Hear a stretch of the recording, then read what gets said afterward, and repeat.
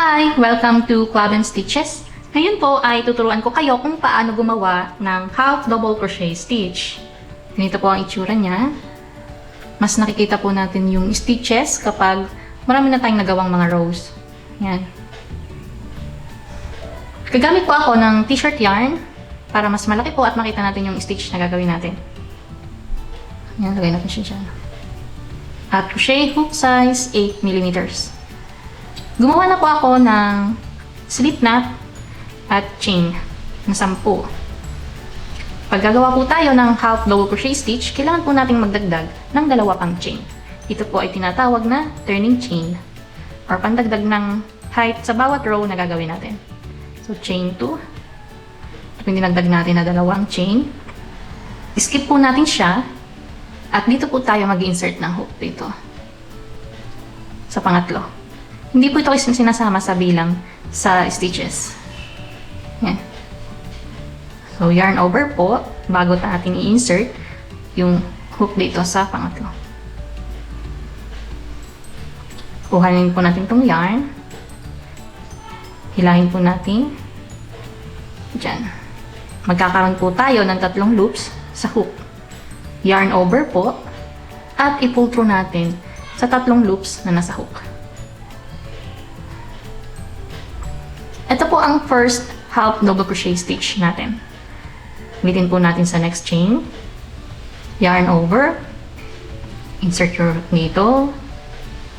Kuhanin po yung yarn. 3 loops sa hook. Yarn over. And pull through sa lahat ng loops na nasa hook. Yarn over po at 2 loops sa hook. Insert dito sa chain. Kuha ng yarn. Magiging 3 yung loops sa hook. Yarn over ulit. And pull through sa 3 loops na nasa hook. Ulitin lang po natin yan hanggang makarating tayo dito sa last chain natin.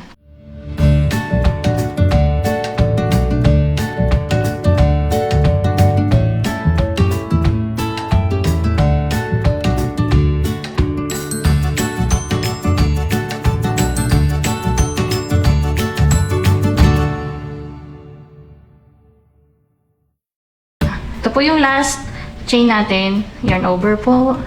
Insert dito. Yan. Magiging 3 yung loops.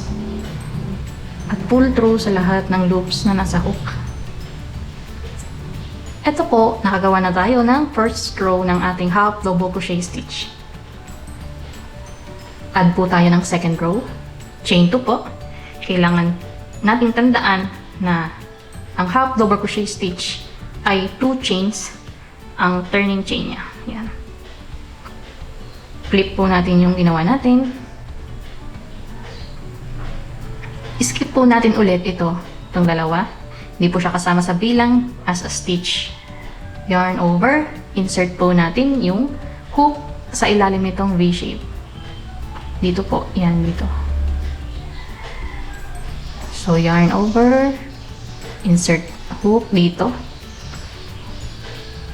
Yarn over ulit. Kuha ng yarn. 3 loops sa hook. Yarn over. And pull through sa lahat ng loops na nasa hook. Yan siya.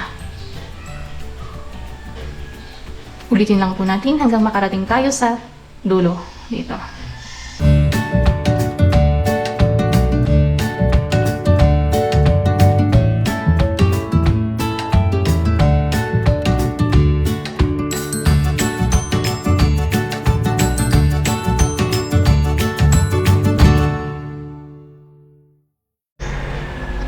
Ayan. Ito po yung last chain natin. Huwag po natin kakalimutan itong chain na to. Kasi po, liliit po yung ginagawa nating project.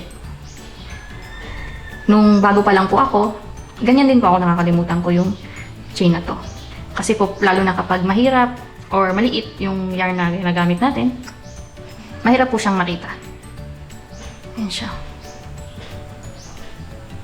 Kung nahirapan po kayong makita yung last chain natin sa row, gumamit po tayo ng stitch markers. Yan.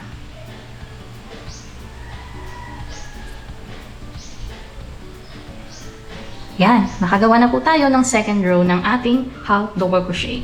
Pag dadagdag po kayo ng bawat row, add 2 chains po tayo. Yan. Sana po ay nagustuhan ninyo ang video na to. Huwag niyo pong kalimutang i-like at mag-subscribe sa ating channel. Ito lamang po. See you on my next video. Bye!